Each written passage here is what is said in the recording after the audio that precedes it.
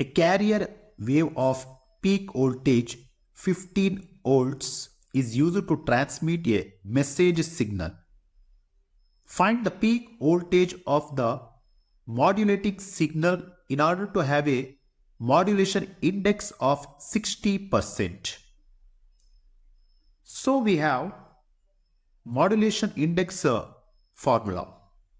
Modulation symbol is denoted by the symbol mu, which is equal to, or we can define the modulation index, that is mu is equal to AM divided by AC, where AM is the modulated signal frequency deviation and AC is message signal bandwidth.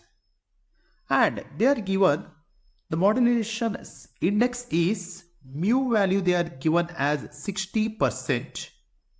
This 60% we can write in terms of fraction 3/5.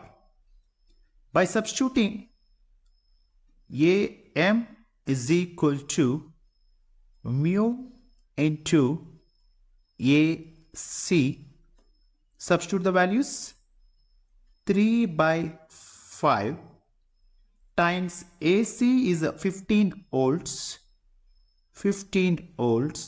then 5 1 times and 5 3 times, 3 3s are 9 volts is our answer.